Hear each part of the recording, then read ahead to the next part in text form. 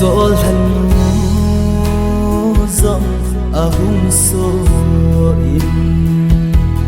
thằng vàng gió là si dòng sông lên ta vô lệ bài tranh dòng ngô mình lên gầm ta hin là kê khăn khu vang lung nộp na lâu vô lệ bài tranh tô nô mà lên lâu đinh cái đang cái hin khơi lung nộp na đinh po chung bắt thiết thiếu guồn hi dên dòng lệ sẽ lấy mi hem cái hi dên cô lệ bài tranh tổ nó mà lên căn nó mẹ cái hin của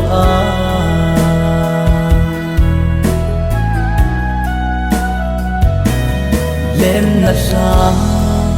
cây tin môi dầu ta cùng lệ sát tha riêng dòng kịp bà na lơ cây tin hình khôi nhanh gì không khôn tôi thinh na băng in tha đôn thấy kịp lên căn nó sung mi tranh tô nô mà núi khom đinh cần nô mê cái hình khơi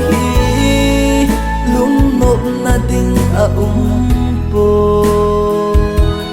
chung bắt thiết thiếu guồn hi dên dòng lệ sẽ lấy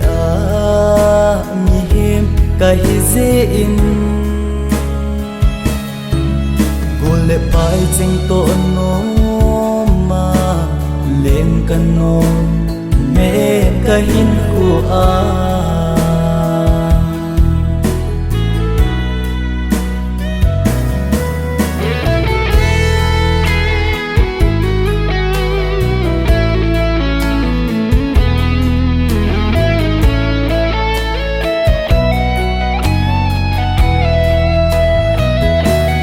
lấy sẽ na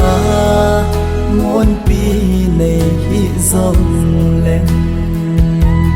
heo lên nắng in nay ngày lút bầu lệ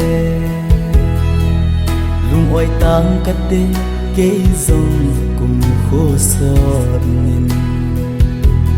neo sẽ na bạn na khi khét thấy lâu đã hin khô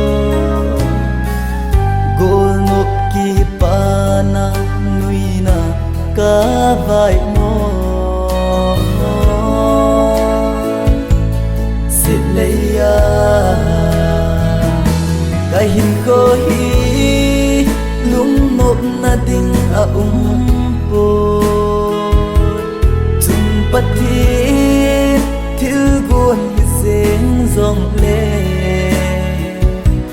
sẽ lấy cái dên